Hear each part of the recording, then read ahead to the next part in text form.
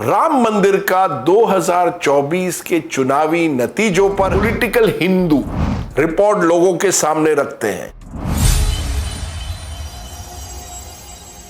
The views expressed in this blog are hosted on my own website, are strictly personal and do not reflect the views of any organization.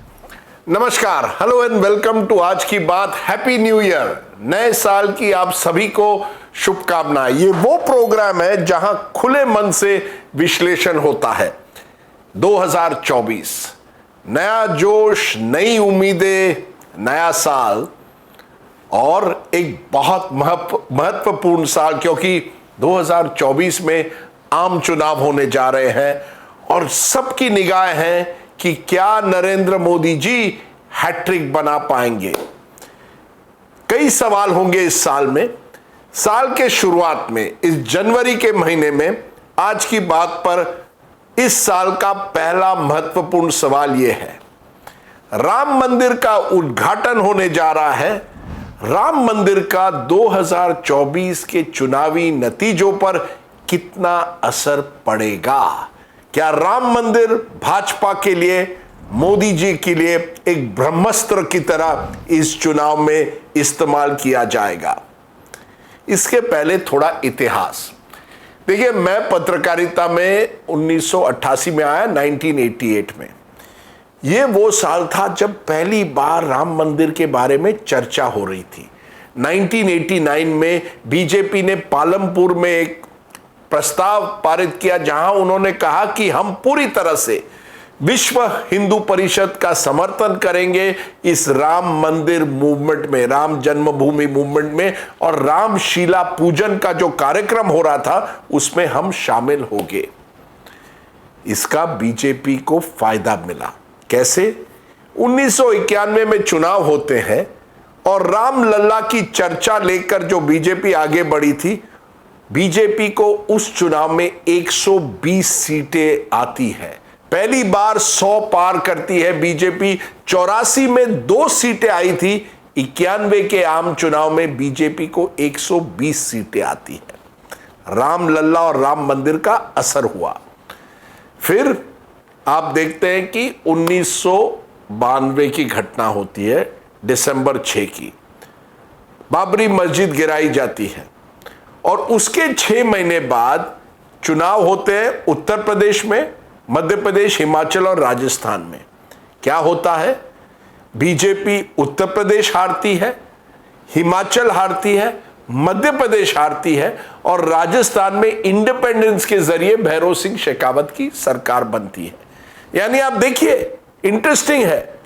91 में राम रथ यात्रा को जो LK. Advani लेकर जाते हैं, जो पूरा मनोबल बढ़ाते हैं राम भक्तों का, उसका फायदा बीजेपी को मिलता है और पार्टी का अच्छा प्रदर्शन होता है आम चुनाव में।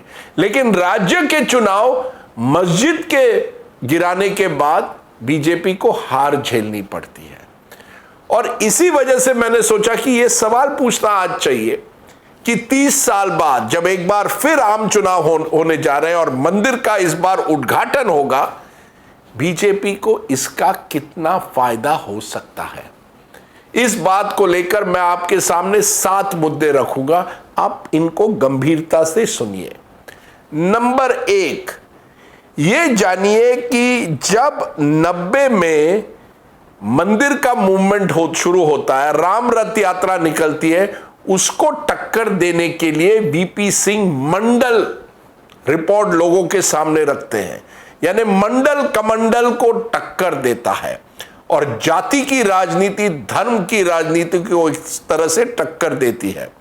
क्या होता है? मंडल के जो नए क्रांतिकारी नेता निकल कर आते, उभर कर आते हैं, वो मंदिर के जो प्रभावशाली नेता हैं उनको एक तरह से हरा देते हैं। उत्तर प्रदेश में मुलायम सिंह यादव, काशीराम मायावती, बिहार में लालू प्रसाद, ये जो मंडल के जो नेता हैं वो मंदिर पर हावी होते हैं, क्योंकि बीजेपी की जातीय समीकरण उस समय नहीं बैठ पाती है। अब क्या हुआ है? नरेंद्र मोदी के आने से मंडल और कमंडल एक साथ आ गए हैं। ये बहुत बड़ा फर्क हो गया हमारी राजनीति में। नरेंद्र मोदी अपने लोगों के लिए, बीजेपी की जो कोर वोटर है उनके लिए हिंदू हृदय सम्राट है, लेकिन साथ साथ जो नए वोटर हैं उनके लिए एक ओबीसी नेता के इमेज में उभर कर आए हैं। यानी मंडल और कमंडल एक साथ आ गया है। मैं इसे कहता हूं मोदित्व की राजनीति, हिंदुत्व ही नहीं, ये मोदित्व है।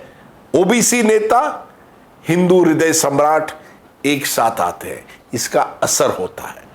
नंबर 2 पॉइंट जो मैं आपके सामने रखना चाहता हूं, 1990 में जब ये डिबेट शुरू होता है, जब ये जंग शुरू होती है, वो इस बात को लेकर होती है कि असली धर्मनिरपेक्षता क्या है। एल.के. अडवाणी ये बात उठाते हैं कि हम पॉजिटिव सेक्युलरिज्म लेके आए हैं, हम एक पॉजिटिव धर्मनिरपेक्ष राजनीति करते हैं, तुष्टीकरण की राजनीति के खिलाफ हम लड़ रहे हैं। आज क्या हुआ है, आज एक नया पॉलिटिकल अस्तित्व बनकर आया है, पॉलिटिकल हिंदू। जी हां, 90 के दशक में जब लोग एक नया स्लोगन लेकर आए थे, गर्व से कहो हम हिंदू हैं, तो लोग मानते थे ये तो कुछ ही लोग कह रहे हैं, बीएचपी के लोग कह रहे हैं, मेन स्ट्रीम जो पॉलिटिशियन है वो ये बात नहीं कह रहा है। आज क्या हुआ है, मेन स्ट्रीम पॉलिटिशियन हर पार्टी के लेफ्ट को छोड़कर कहते हैं गर्व से कहो हम हिंदू हैं। हिंदू कौन, बढ़िया हिंदू कौन है, इसकी टक्कर हो रही है। राहुल गांधी ने भी कुछ सालों पहले कहा था मैं जनेऊधारी हिंदू हूं। कमलनाथ ने इस चुनाव में कहा मैं हनुमान भक्त हूं। यानी लड़ाई हो रही है हिंदू वोट बैंक के लिए कि असली हिंदू कौन है। ये एक फर्क आ गया है 90 की राजनीति और आज की राजनीति में। पॉलिटिकल हिंदू अब ताकतवर हो गया है। तीसरा मुद्दा, 90 के दशक में बीजेपी जो थी वो 20% की पार्टी थी। 91 के चुनाव में उनको लगभग उतने वोट आए थे। अब 37% वोट आए थे 2019 के आम चुनाव में, नियरली डबल। बीजेपी का वोट शेयर डबल हो गया, सीटें ही नहीं बढ़ी, वोट शेयर भी बढ़ गया। इसके साथ उनको ताकत मिल गई क्योंकि वो सत्ता में आए, और एक बार सत्ता में आते हैं तो आपके साधन बढ़ते हैं, आपका एक जोश बढ़ता है। और बीजेपी जो आज की पार्टी है एक अग्रेसिव पार्टी बन गई है, जो 90 के दशक में ऑपोजिशन पार्टी हुआ करती थी। चौथा अहम मुद्दा, कांग्रेस। जब ये राम मंदिर का मुद्दा उठता पहली बार, तब राजीव गांधी प्रधानमंत्री थे, उनके पास 400 से ज्यादा सीटें थी। जब 91 में चुनाव होता है तो कांग्रेस को 38% वोट आती है, वो पार्टी नंबर 1 बनती है, करीब 232 सीटें आती है और नरसिम्हा राव प्रधानमंत्री बनते हैं। यानी कांग्रेस तब एक तरह से देश की नंबर 1 पार्टी थी जब ये राम मंदिर का मुद्दा पहली बार उठता है। अब क्या हुआ है, वही कांग्रेस केवल 51 सीटें लाती है पिछले आम चुनाव में और 19-20% की पार्टी बन रही है। कहीं ना कहीं कांग्रेस की कमजोरी आज की राजनीति में एक डिफाइनिंग पॉइंट बन गई है। विपक्ष ही नहीं कमजोर बन गया, उसमें कांग्रेस भी सबसे ज्यादा कमजोर नजर आती है। तो विपक्ष जो विरोध कर सकता था राम मंदिर मुद्दे को, वो अब नहीं कर पाता उस तरह से। पांचवा मुद्दा, देखिए नेतृत्व। तब वाजपेयी अडवाणी का युग था, आज मोदी जी का युग है। वाजपेयी अडवाणी उस जमाने के नेता थे जो नेहरूवियन सेक्युलरिज्म से, नेहरूवियन युग से आए थे, और इस वजह से मुझे लगता है कहीं ना कहीं वो पूरी तरह से राम मंदिर का मुद्दा जनता के सामने नहीं रख पाए। आप सोचिएगा, वाजपेयी जी जब मस्जिद गिरती है कहते हैं ये बड़ी दुर्भाग्यपूर्ण घटना है, नहीं होनी चाहिए थी। आज मोदी जी क्या कहते हैं, कोई आंसू बहाने की जरूरत नहीं। एक तरह से इस नए बीजेपी में वो अग्रेशन से ये जो हिंदुत्व का मुद्दा है लोगों के सामने रखना है, फिर वो आर्टिकल 370 हो, यूनिफॉर्म सिविल कोड हो और अब राम मंदिर हो, एक अनअपोलोजेटिक हिंदुत्व लोगों के सामने रखा गया है। और ये मुझे लगता है एक बड़ा चेंज हुआ है बिटवीन 1990s और आज के युग में, फ्रॉम वाजपेयी अडवाणी का जमाना to era of Narendra Modi. एक छठा मुद्दा, संघ परिवार। देखिए, ये राम मंदिर का मुद्दा वीएचपी ने आगे बढ़ाया था, पर वीएचपी एक मार्जिनल फोर्स थी, एक कमजोर फोर्स थी जब ये शुरुआत हुआ, और संघ परिवार भी उस तरह से हावी नहीं था भारतीय राजनीति में। आरएसएस के शाखाएं थी, पर इस तरह का जो पकड़ आज है, संघ की विचारधारा पर पकड़ है, उस जमाने में नहीं थी। इसी वजह से आज आप देखेंगे संघ परिवार ने ये पूरा मुद्दा जो है भुनाया है और अपनी राजनीतिक ताकत देकर राम मंदिर का उद्घाटन एक बड़ी तरह से करने जा रहे हैं। सातवां मुद्दा और आखिरी मुद्दा, इवेंट मैनेजमेंट, मीडिया मैनेजमेंट।